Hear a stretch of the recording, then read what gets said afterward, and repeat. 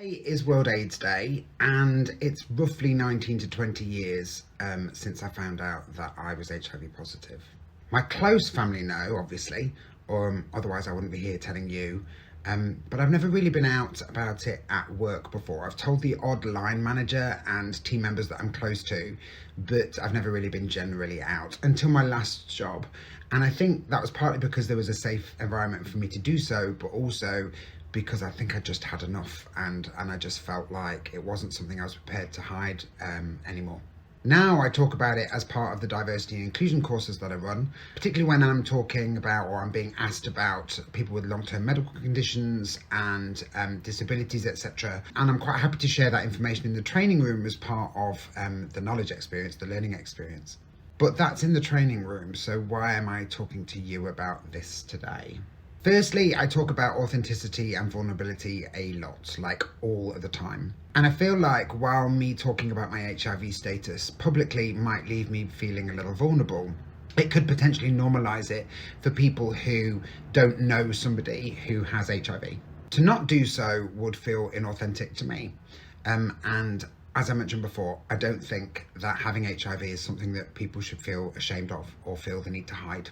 But most importantly, the reason why I'm talking to you about HIV today and my experiences with HIV today is because we are this close to eradicating transmissions of HIV in the UK. 20 years ago, when I first tested positive, HIV had just kind of become a manageable disease.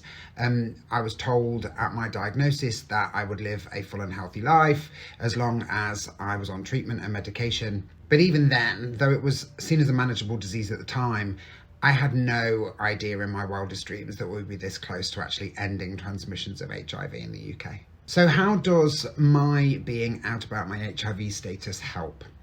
The gay community over the last 20 plus years has been really diligent around being tested on a regular basis for HIV.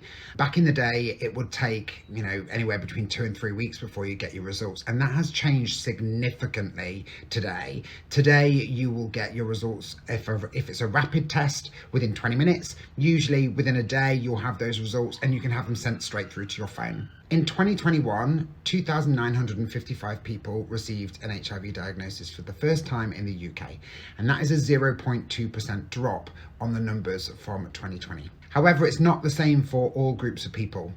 Amongst men who have sex with men, numbers in London were decreasing. However, numbers outside of London were slightly increasing. The same can be said for men exposed through heterosexual contact outside of London and for women exposed by heterosexual contact both inside and outside of London. Now, I don't want to be alarmist. The increases are in relatively small numbers, but if I give you an example, the increases amongst women from 392 to 429 diagnoses is an increase of 9%, and testing hasn't increased by the same amount. And remember, we're still this close to ending transmissions full stop in the UK. So why are numbers slowly creeping up? Personally, I think it's for the same 3 reasons we've seen before: a lack of information, stigma around testing, and fear of a positive result. So let's break it down. Firstly, let's look at what living with HIV means.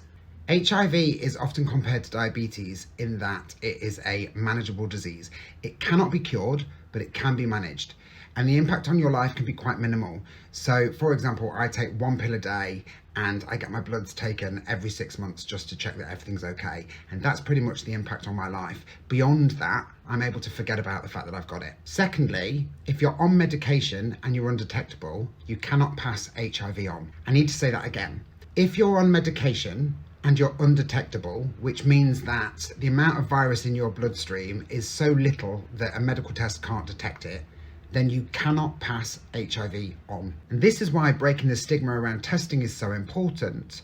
If everyone knew their status, people who needed medication would be undetectable and we'd be able to stop HIV in its tracks. I'm here to tell you that living with HIV is nothing to be ashamed of. My life expectancy is the same as anybody else's. The disease itself, for the most part, is manageable and I can forget that I've got it. As I mentioned before, rapid HIV tests take 20 minutes a day max. And if you're worried about getting tested and what your result might mean for you, I'm always here to have that conversation. And I'm also listing resources on screen now. But we can only beat HIV if people are getting tested. I'm sharing my story today in the hope that more people will talk about HIV.